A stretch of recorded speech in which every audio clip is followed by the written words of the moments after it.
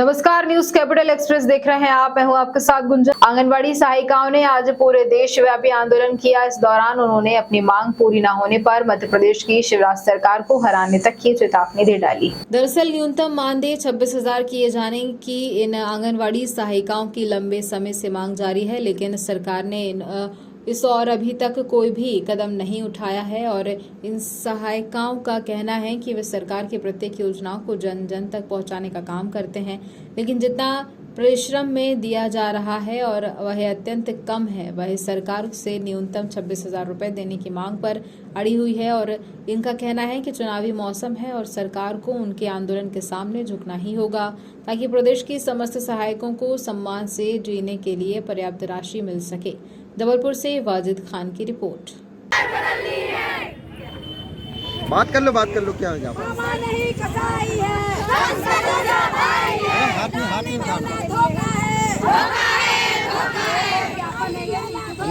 हाथ में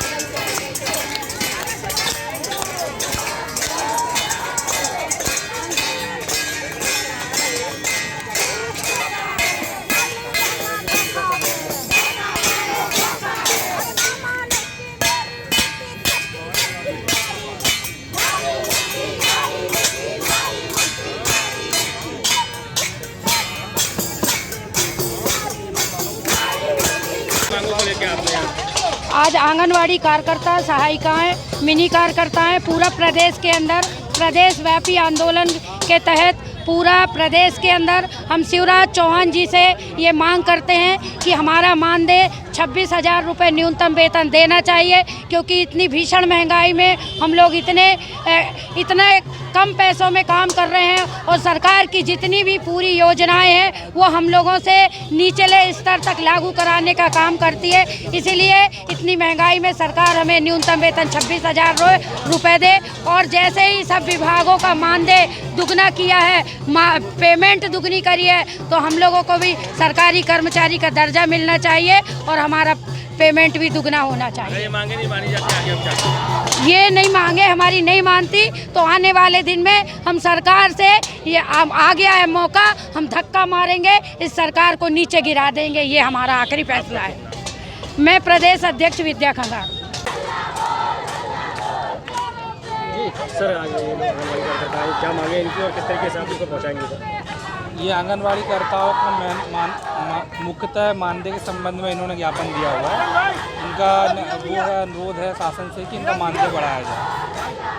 सर अगर ये इनकी कई बार देख चुके हैं ज्ञापन, अभी तक इनकी कार्रवाई नहीं हो रही है, तो क्या लगता है कि इसका आंदोलन तीव्र हो सकता है? बिल्कुल, ये लोग बहुत दिनों से मांग कर रहे हैं। हम लोग लगातार इनके जो ज्ञापन शासन को पहुँचाए जा रहे हैं। जो भी निर्णय होगा शासन स्तर पर ही किया जाएगा। मैं पुष्पेंद्र है कि SDM रांझी। महिला आरक्षण को लेकर दामोदर सिंह यादव ने पत्रकार वार्ता कर बताया कि ओबीसी को हक नहीं मिला, दिल्ली में देंगे धरना। साथियों ने देखा कि 2 दिन में लोकसभा और राज्यसभा दोनों जगह महिला आरक्षण बिल पास हुआ है। हमारी ये मांग थी पूर्व से कि पिछड़ा वर्ग को भी इसमें आरक्षण दिया जाना चाहिए, पिछड़े वर्ग की महिलाओं को। लेकिन हमें दुख है कि पिछड़ा वर्ग की महिलाओं को आरक्षण नहीं मिला। इसलिए मैंने फ्रंट ओबीसी फ्रंट के प्रदेश अध्यक्ष माननीय योगेश कुशवाहा जी से आग्रह करके और हम लोगों ने 2 आंदोलन तय किए हैं। 5 तारीख को हम लोग भोपाल में धरना करने जा रहे हैं और 8 तारीख को हम लोग दिल्ली के जंतर मंतर पे आंदोलन करने जा रहे हैं। भले ही दोनों सदन से ये बिल पास हो गया हो, लेकिन माननीय राष्ट्रपति जी जब तक इस पर हस्ताक्षर नहीं करेंगे तब तक कानून नहीं बनेगा। और हमारी कोशिश तो ये रहेगी कि कानून ना बन पाए, और कानून भी बन जाए तो भी हम इस लड़ाई को लड़ेंगे ताकि आने वाली सरकारें इसमें परिवर्तन कर सकें। में विशेष बात यह है कि मैंने देखा कि राहुल गांधी जी ने बहुत ताकत से ये मांग उठाई और उमा भारती जी ने 4 दिन पहले ये मांग उठाई थी। तो मैंने, भले ही मैं कांग्रेस का नेता हूं, लेकिन मैं एक पिछड़े वर्ग का साथी हूं। हमारे योगेश भाई भी पिछड़े वर्ग संगठन के अध्यक्ष हैं। तो इस नाते हमने तय किया है, हमने राहुल जी को भी चिट्ठी लिखी है दिल्ली के आंदोलन में सम्मिलित होने के लिए, और उमा भारती जी को भी चिट्ठी लिखी है कि अगर आपकी पार्टी उमा जी ये बात नहीं सुन रही है तो आप हमारे आंदोलन में खुल के आइए, दलगत राजनीति से ऊपर उठ के हम ओबीसी की लड़ाई लड़ें। धन्यवाद।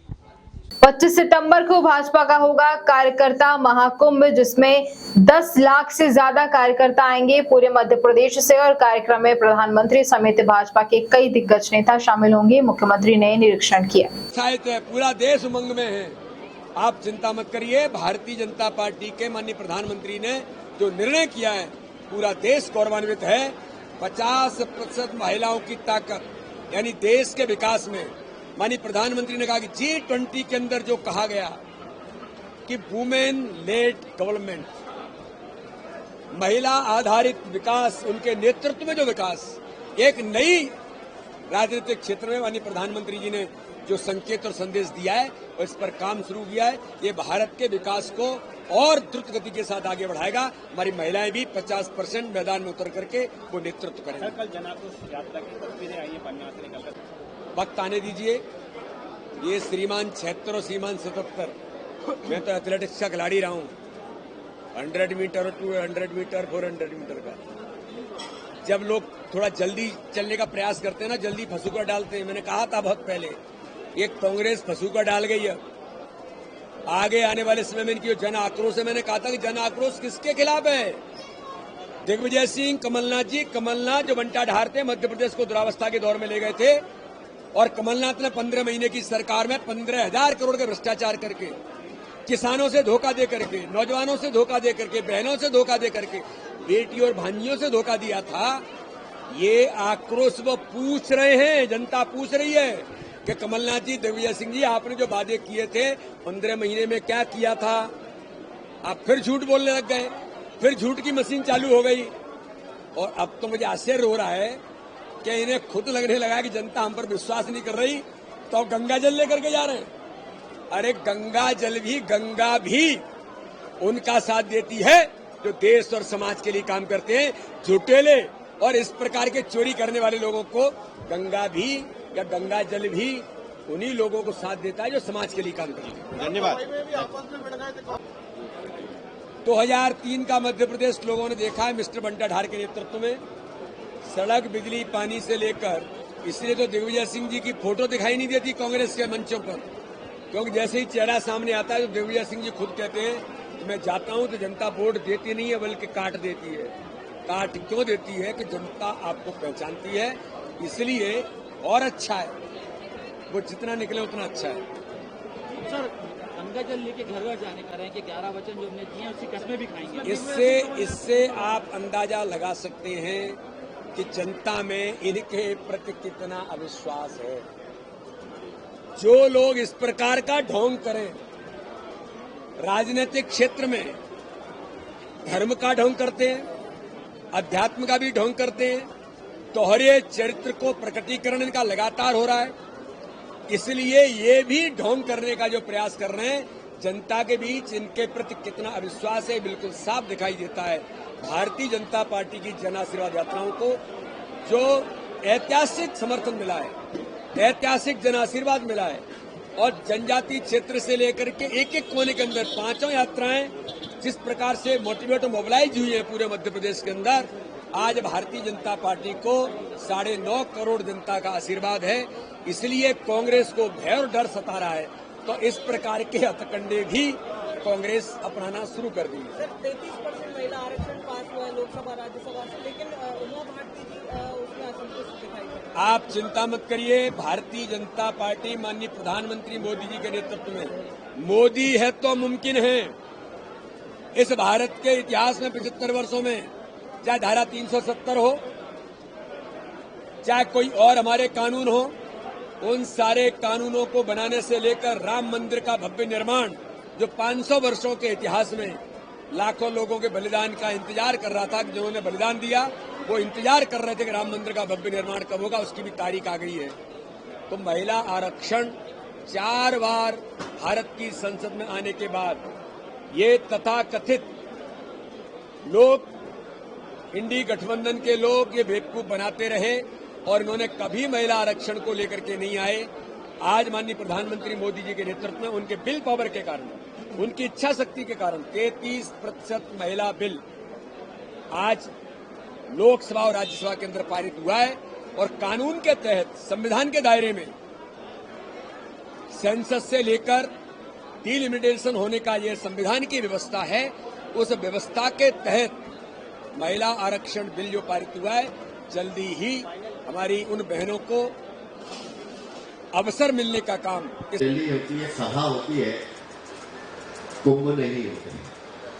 और हमारा मध्य प्रदेश है और हमारी सरकार है, तो हर बार कुंभ करने का मौका सिंहस्थ का भारतीय जनता पार्टी को ही मिलता है। हम सौभाग्यशाली हैं कि अधिकांश इतिहास को देखें, जब से भारतीय जनता पार्टी की सरकार बनना प्रारंभ हुई है, तब से भारतीय जनता पार्टी ही कुंभ करती है।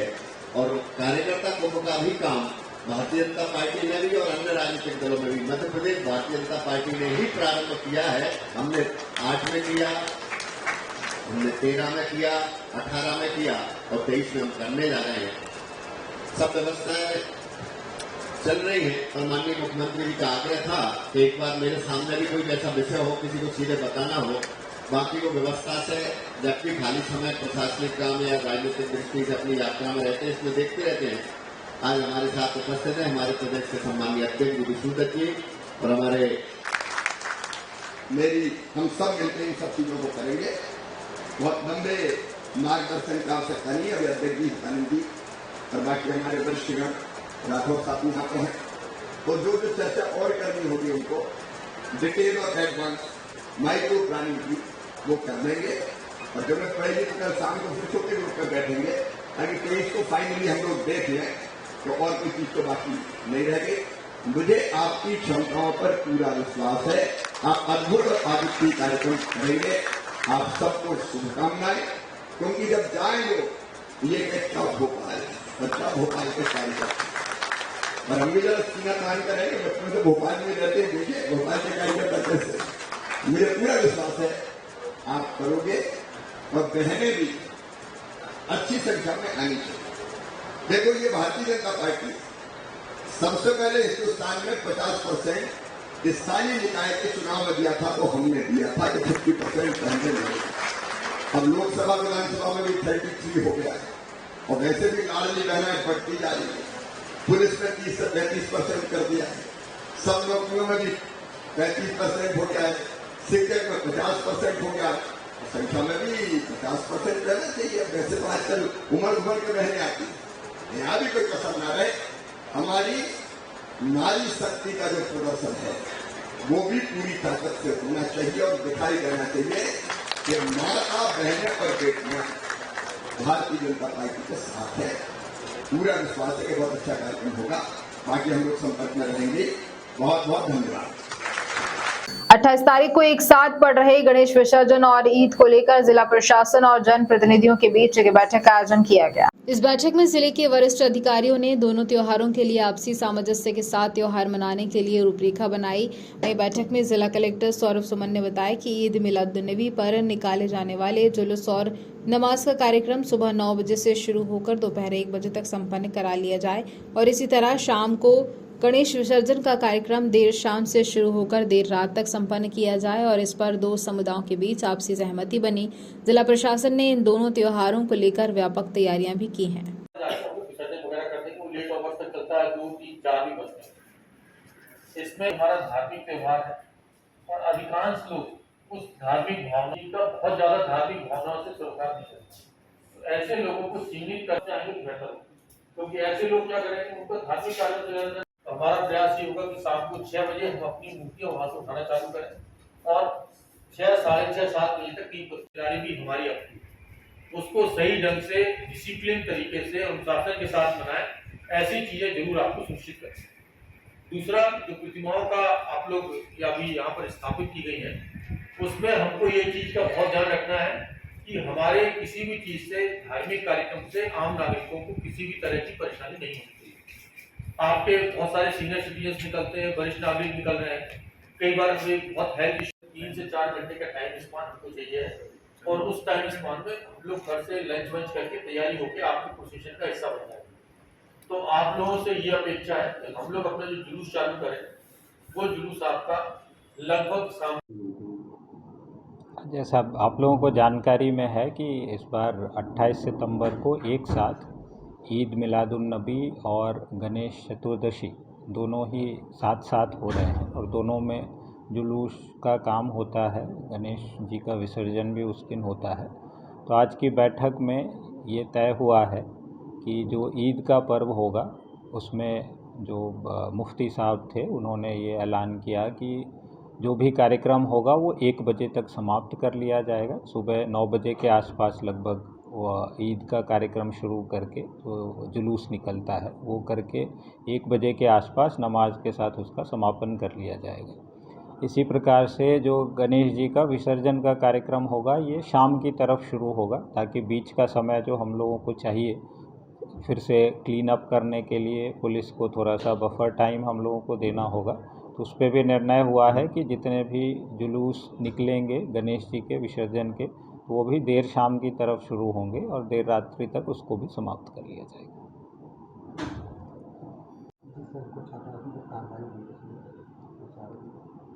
एकलव्य विद्यालय में जो इंसिडेंट हुआ था बच्चों के बीमार होने का, 100 से ज़्यादा बच्चे बीमार हुए थे भोजन करने के उपरांत, तो उसमें जांच के बाद 3 लोगों को दोषी पाया गया था। वहाँ के प्रिंसिपल को उसके लिए सस्पेंड किया गया है और 2 मेस इंचार्ज थे, उन दोनों को भी सस्पेंड किया गया है। सभी बच्चे उपचार के बाद सुरक्षित हैं और अपने हॉस्टल लौट चुके हैं। मदन महल पुलिस और क्राइम ब्रांच की टीम में अंग्रेजी शराब लेकर बेचने की फिराक में खड़े तस्कर को गिरफ्तार कर लिया है। आरोपी तस्कर के पास से 75 बोतल कीमती अंग्रेज शराब भी बरामद की गई है और वहीं पूरे मामले की जानकारी देते हुए अतिरिक्त पुलिस अधीक्षक प्रियंका शुक्ला ने कहा कि मदन महल और कांग्रेस ब्रांच की टीम को मुखबिर से सूचना मिली थी। एक युवक भारी मात्रा में शराब लेकर खड़ा हुआ है और पुलिस की टीम जब मौके पर पहुंची तो युवक सकपकाकर भागने का प्रयास करने लगा, लेकिन पुलिस के जवानों ने उसे दबोच लिया और जब उसके सामान की तलाशी ली गई तो उसमें 75 बोतल अंग्रेजी शराब जब्त की गई। पुलिस के अनुसार जब्त की गई अंग्रेजी शराब की कीमत बाजार में लगभग 60,000 के आसपास होगी। पुलिस ने आरोपी को गिरफ्तार कर अब पूछताछ शुरू कर दी है। और इतना ही नहीं, और इतनी भारी मात्रा में वह कहां से शराब लेकर आया था और किसे देने जा रहा था। जबलपुर से वाजिद खान की रिपोर्ट।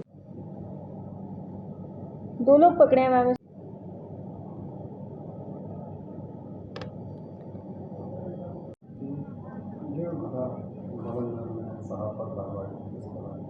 ये कल रात में क्राइम ब्रांच को एक विश्वसनीय मुखबिर से सूचना मिली थी कि एक व्यक्ति जो है अवैध रूप से बड़ी मात्रा में शराब का विक्रय करने के लिए खड़ा हुआ है। इस पर मदन महल थाना तथा क्राइम ब्रांच की टीम के द्वारा संयुक्त रूप से दबिश दी गई, जिसमें कुंवर राज नाम का व्यक्ति जो कि छोटी ओमती का निवासी है, वह विक्रय करने के लिए 75 बॉटल अंग्रेजी शराब के लेकर के खड़ा हुआ था, जिनकी कीमत लगभग 60,000 है। और इसमें वो एक एक्टिवा स्कूटी से इसका परिवहन कर रहा था, तो उस एक्टिवा स्कूटी को जब्त करके 34(2) आबकारी अधिनियम के अंतर्गत उसके विरुद्ध कार्रवाई की गई है। विनियमित सफाई कर्मचारियों को नियमित करने और 29 दिसंबर कर्मचारियों को सफाई करने सहित विभिन्न मांगों को लेकर अखिल भारतीय सफाई मजदूर कांग्रेस के बैनर तले सफाई कर्मचारियों ने नगरीय प्रशासन कार्यालय के बाहर प्रदर्शन किया और नारेबाजी कर आक्रोश व्यक्त किया। मजदूर कांग्रेस के जिला अध्यक्ष अनिल श्रवण ने बताया है कि विनियम और 29 दिवसीय सफाई कर्मचारी ड्राइवर भाइयों और डोर टू डोर सफाई कर्मचारियों की मांगों को लेकर प्रदर्शन किया। वर्तमान में नगर निगम प्रशासन जो हमारे साथ सौतेला व्यवहार कर रहा है और हमारी मांगों को अनदेखा कर रहा है, जिससे कर्मचारियों में भारी आक्रोश व्याप्त है। उन्होंने कहा कि कर्मचारियों की मांगों का निराकरण नहीं किया गया तो 26 सितंबर को भोपाल के समस्त सफाई कार्य बंद कर कर्मचारी हड़ताल पर रहेंगे।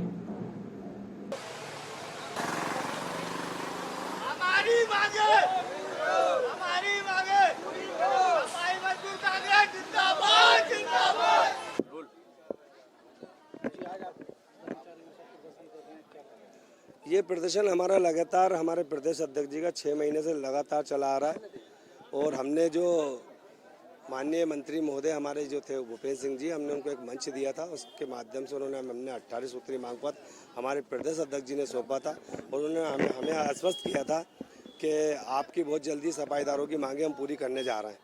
पर आज देखने में आ रहा है कि 6 माह से 7 माह हो गए, हमारी मांगों को अनदेखा किया जा रहा है।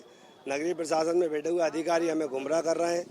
प्रमुख सचिव के चर्चा के बाद भी हमारे काम नहीं हो रहा है, जिसको लेकर आज हमारे पूरे प्रदेश भर के कार्यकर्ता और भोपाल नगर निगम का एक कर्मचारी आज आंदोलन में शामिल हुआ है। आज भी हमारी मांगों को नहीं माना गया तो आगामी दिनों के अंदर हम भोपाल की सफाई व्यवस्था बंद करने जा रहे हैं।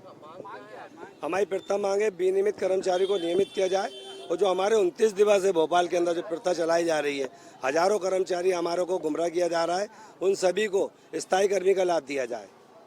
ये हमारी प्रमुख मांग पूरी नहीं होगी तो हम भोपाल की सफाई व्यवस्था बहुत जल्दी बंद करने जा रहे हैं। पहले भी कई बार आप बंद कर चुके हैं, लेकिन फिर आप मैनेजमेंट हो जाता है। नहीं, मैनेजमेंट नहीं होता है। हमारे कर्मचारियों को हम जब हमने हड़ताल करी है, हमने कर्मचारियों को दिलाया है और अब हम जो प्रमुख हमारी 2 मांगे, हम जब तक हड़ताल जारी रखेंगे जब तक हमारी मांगे पूरी नहीं होंगी। मैं अनिल श्रवण, अखिल भारतीय सफाई मजदूर कांग्रेस ट्रेड यूनियन का जिला अध्यक्ष भोपाल। अखिल भारतीय कांग्रेस यूनियन के बैनर तले 6 नंबर नगर पालिका भवन पर अपनी मांगों को लेकर कर्मचारियों द्वारा प्रदर्शन किया। कर्मचारी का कहना है कि हमारी मांगें जल्द पूरी नहीं हुई तो मध्य प्रदेश में एक बड़ा आंदोलन हम करेंगे। संगठन के प्रदेश अध्यक्ष मगन झा झूठ ने बताया कि कई बार आश्वासन मिलने के बावजूद भी सरकार ने हमारी समस्याओं पर ध्यान नहीं दिया। जी का हर जिला तहसील संभाग स्तर पे कलेक्टर महोदय के संभाग आयुक्त महोदय सीएमओ के माध्यम से पहुंचाए हैं। आज तक दिनांक तक कोई चर्चा, कोई विषय नहीं। हमने मंत्री जी को मंच दिया, 1 महीने का समय दिया, कमेटी बनाई, कमेटी की चर्चा हुई प्रमुख सचिव के साथ, उन्होंने 1 महीने का समय दिया। उसके बाद हमने 31 तारीख को बंद किया। हमें शाम के 6:30 बजे मंत्री जी के समक्ष हमारे अधिकारियों के साथ बिठाया और हमारे बिंदुओं पर चर्चा हुई। उन्होंने हमें 15 दिन का समय दिया और किया कि स्थगित कर दो आप हड़ताल। हमने स्थगित करी, लेकिन जो हमारी मांगे हैं, हमारे बिंदु हैं, 18 में से माननीय मंत्री जी ने बोला कि आप मुख्यतः 8-7 बिंदु पे टिक कर दो। हमने टिक कर दिया।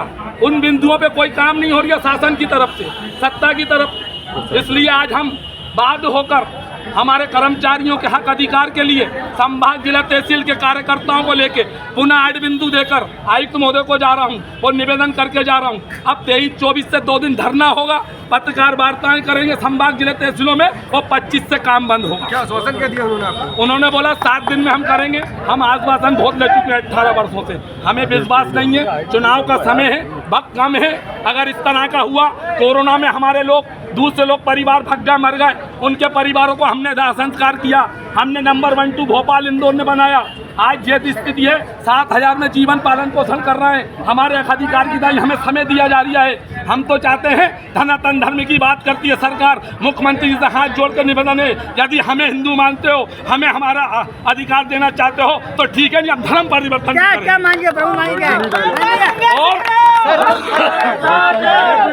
और अगर आचार संहिता लग गई और हमारी मांगे नहीं करी तो कोई भी सरकार पार्टी के लोग हमारे मोहल्ले बस्तियों में वोट का बहिष्कार करेंगे, घुसने नहीं देंगे। क्या मांगे, क्या आपको मांगे, क्या मांग क्या ठेका फिरता बंद करना समाप्त की जाए, विनियमित और दैनिक वेतन और रोस्टर को नियमित किया जाए, पति पत्नी में से मृत्यु होने पर अनुकंपा नियुक्ति दी जाए, स्वेच्छा सेवानिवृत्ति की जाए।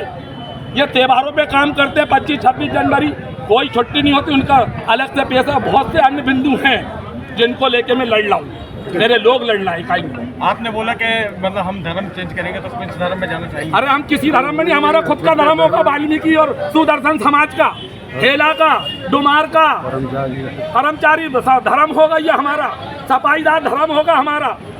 हमारा कोई बोलने कहने वाला लोकसभा राज्यसभा में नहीं है, कोई विधानसभा में नेतृत्व नहीं है हमारा। हम किसी सीट पर लड़ नहीं सकते, हमारा वोट बैंक नहीं है, इसलिए हम जो सब अपना खुद का धर्म बनाएंगे। बुलेटिन की शुरुआत करेंगे बड़ी खबर के साथ। भाजपा छोड़कर दिल्ली में आम आदमी पार्टी में शामिल होने के बाद भोपाल पहुंची पूर्व विधायक ममता मीणा ने आपके प्रदेश कार्यालय में प्रेस कॉन्फ्रेंस की। प्रेस कॉन्फ्रेंस में आपके राष्ट्रीय संयुक्त सचिव पंकज सिंह भी मौजूद रहे और प्रेस कॉन्फ्रेंस में ममता मीणा ने भाजपा सरकार पर जमकर हमला बोला और आपके राष्ट्रीय संयुक्त सचिव पंकज सिंह ने कहा कि मध्य प्रदेश में अब राजनीतिक लोगों को झूठ और जुमलों से हटकर विकास और काम की राजनीति पर भरोसा हो रहा है। उन्होंने कहा है कि दिल्ली और पंजाब सरकार के कामों और आम आदमी पार्टी की नीतियों से लोग प्रभावित हैं और लोगों का आप में भरोसा बढ़ रहा है। उन्होंने कहा कि आने वाले वक्त में एमपी में कई बड़े नाम आम आदमी पार्टी से जुड़ेंगी। पूर्व विधायक ममता मीणा ने कहा है कि भाजपा में अब पुराने कार्यकर्ताओं का सम्मान नहीं बचा, पुराने कार्यकर्ता उपेक्षा का शिकार हैं। वहीं भाजपा आगे बढ़ने की चाह में पुराने कार्यकर्ताओं को दरकिनार कर रही है और नए लोगों को जोड़ रही है। उन्होंने कहा है कि आम आदमी पार्टी की नीतियां और दिल्ली पंजाब सरकार के कामकाज से मैं बहुत प्रभावित हूं और इसलिए आम आदमी पार्टी में शामिल होने का फैसला किया गया है। वहीं चाचौड़ा से पूर्व विधायक ममता मीणा ने केंद्रीय मंत्री ज्योतिरादित्य सिंधिया पर भी हमला बोला। उन्होंने कहा कि सरकार गिरने के बाद ज्योतिरादित्य सिंधिया राज्यसभा पहुंच गए और केंद्र में मंत्री बन गए। मंत्री बनने के बाद उन्हें युवाओं, किसानों, बेरोजगारों किसी का दर्द दिखाई नहीं दे रहा है। ममता मीणा ने कहा कि मध्य प्रदेश के लिए आपके राष्ट्रीय संयोजक अरविंद केजरीवाल ने 10 गारंटियों का ऐलान किया है। ये गारंटियां मध्य प्रदेश की दशा और दिशा बदलने वाली हैं। उन्होंने कहा कि हम मध्य प्रदेश को विकसित, स्वर्णिम और बेहतर मध्य प्रदेश बनाएंगे। देखिए, बच्चे मध्य प्रदेश के देश के अंदर सबसे ज़्यादा कुपोषित मामले सामने आते हैं। शिक्षा, स्वास्थ्य की नहीं उसमें चलता है। चलो छोटे छोटे वीडियो बनाने।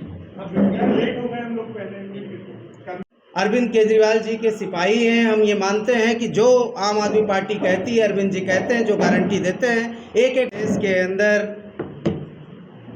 आम आदमी परेशान है, युवा बेरोजगार घूम रहे हैं, बेरोजगारी से आत्महत्या करने पे विवश है, किसान भाई आत्महत्या करने समय में जब झूठ का बोलबाला हो राजनीति में, और दूसरी तरफ चूंकि आम आदमी पार्टी अरविंद केजरीवाल जी के नेतृत्व जो पर्स है वो गिरी, प्लास्टिक में, तो आपको क्या लगता है? देखिए, भ्रष्टाचार तो कांग्रेस ने भी कोई कमी नहीं रखी है। तब मतलब ट्रांसफर उद्योग चला दिया था और बीजेपी में भी वही हो रहा है, कोई उसमें कोई सुधार नहीं हुआ बीजेपी में भी। और इसलिए आज ये स्वच्छ पार्टी है और अभी तक 3 बार दिल्ली में माननीय केजरीवाल जी की सरकार है, अभी तक कोई इस तरह का भ्रष्टाचार का कोई एक भी आरोप नहीं लगा। पंजाब में भी पंजाब में आम आदमी पार्टी की सरकार है, अभी तक कोई भ्रष्टाचार का कोई एक आरोप नहीं लगा। ये स्वच्छ पार्टी है, इसलिए मुझे क्या स्वच्छता चाहिए थी, मुझे पूरा तरह जो स्वच्छ एक वातावरण हो, स्वच्छता, एक काम करने वाले की पहचान हो, इसलिए मैं आम आदमी पार्टी में आई। मैं चाहती तो निर्दलीय भी चुनाव लड़ सकती थी, लेकिन मैंने निर्दलीय न लड़ते हुए मैंने आम आदमी पार्टी का दामन इसीलिए थामा है।